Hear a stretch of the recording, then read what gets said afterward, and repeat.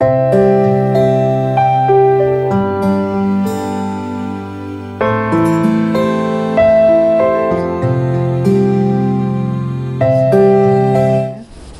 friends, welcome to Pebbles.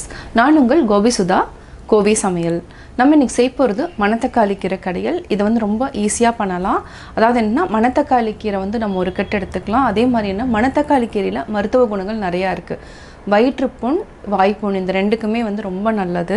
இதை வந்து என்னென்னா நல்லா க்ளீன் பண்ணிவிட்டு இதை நல்லா சின்னதாக பொடியாக நறுக்கிட்டு அதுக்கப்புறம் சின்ன வெங்காயம் தக்காளி சேர்த்து செய்ய போகிறோம். வாங்க எப்படி செய்கிறதுன்னு பார்க்கலாம்.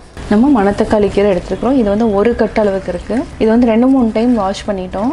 இது வந்து என்னென்னா இந்த காம்பும் நல்லா சேர்த்துக்கலாம். இதையும் நம்ம சேர்த்துக்கலாம். இதை நல்லா வாஷ் பண்ணிட்டோம். இப்போ திருப்பியும் லாஸ்ட்டில் இப்போ நல்லா வடிச்சு எடுத்துக்கலாம். இதில் அப்படியே நல்லா தண்ணி வடிஞ்சிரும். இதுக்கு வந்து என்னென்னா 50 கிராம்ஸ் அளவுக்கு பாசிப்பருப்பு எடுத்து ஒரே ஒரு விசில் விட்டு வேக வச்சுருக்கேன். இதுக்கு சின்ன வெங்காயம் ஒரு 15 வெங்காயத்தை பொடியாக நறுக்கியிருக்கேன், கருவேப்பிலை, ஒரு பச்சை மிளகாய், ஒரு தக்காளி. இப்போ எப்படி செய்கிறதுன்னு பார்க்கலாம். இதுக்கு முன்னாடி என்னன்னா இந்த மணத்தக்காளி கீரையை வந்து நல்லா கட் பண்ணிக்கலாம், பொடியாக நறுக்கிக்கலாம். ஒரு மண் பாத்திரத்தில் நம்ம கொஞ்சமாக எண்ணெய் விட்டுக்கலாம். எண்ணெய் நல்லா காயிட்டும். எண்ணெய் காஞ்சதுக்கப்புறம் கடுகு 1/4 டீஸ்பூன், கடலைப்பருப்பு, உளுத்தம்பருப்பு 1/4 டீஸ்பூன், சீரகம் வந்து நம்ம உடனே போட வேண்டாம், கொஞ்சம் பொன்னிறமானதுக்கப்புறம் ஆட் பண்ணிக்கலாம். சீரகம் 1/2 டீஸ்பூன், ஒரு வரமிளகாய், கொஞ்சமாக பெருங்காயம், பச்சை மிளகாய் 1, கருவேப்பிலை, சின்ன வெங்காயம். இதையும் நல்லா வதக்கி விடுங்க. 30 செகண்ட் வரைக்கும் நல்லா வதங்கட்டும். வெங்காயம் நல்லா வதக்கிட்டோம். கூடவே தக்காளி, ஒரே ஒரு தக்காளி ஆட் பண்ணிக்கலாம். நாட்டு தக்காளி இல்லைன்னா ஆப்பிள் தக்காளி எது வேணாலும் நம்ம ஆட் பண்ணிக்கலாம்.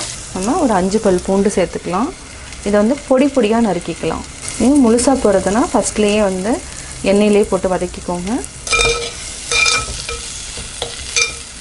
இது 1 நிமிஷம் வரைக்கும் சிம்மில் வச்சுட்டு நல்லா வதக்கிக்கலாம்.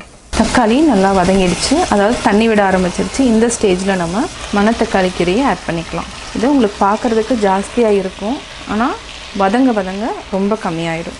தேவையான அளவு உப்பு சேர்த்துக்கலாம். கீரை வந்து மூடி வைக்க வேண்டாம், அப்படியே நம்ம வேக வச்சுக்கலாம். அப்படியே லைட்டாக அப்படியே சுண்டிகிட்டே வந்துடும்.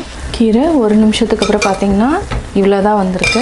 இதை நல்லா பரட்டி விட்டுட்டு, அதாவது தண்ணி நிறையா விட ஆரம்பிச்சிரும், ஏன்னா உப்பு போட்டதுனால. இப்போ நம்ம இப்போ வேக வச்ச பாசிப்பருப்பை ஆட் பண்ணிக்கலாம்.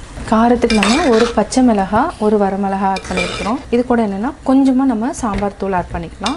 இது வந்து ஆப்ஷனல் தான். உங்களுக்கு சாம்பார் தூள் பிடிக்கலன்னா நீங்கள் வந்து ஆட் பண்ண வேண்டாம். இதை நல்லா மிக்ஸ் பண்ணி விடுங்க. இப்போ நம்ம கொஞ்சமாக சாம்பார் தூள் ஆட் பண்ணிக்கலாம். இது வந்து என்னென்னா ஒரு 1/2 டீஸ்பூன் அளவுக்கு தான் நம்ம ஆட் பண்ணியிருக்கிறோம், ஜாஸ்தி ஆட் பண்ணலாம்.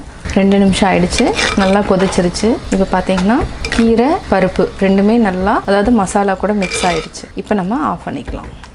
மணத்தக்காளி கீரை கடையல் ரெடி. சுவையான மணத்தக்காளி கீரை கடையல் ரெடி. மணத்தக்காளி கீரை கடையல் எப்படி செஞ்சுங்கிறத பார்த்தீங்க. நீங்களும் வீட்டில் ட்ரை பண்ணி பாருங்கள். பார்த்துட்டு உங்களுடைய கமெண்ட்ஸ் எனக்கு சொல்லுங்கள். லைக் பண்ணுங்கள், ஷேர் பண்ணுங்கள், மறக்காமல் சப்ஸ்கிரைப் பண்ணுங்கள்.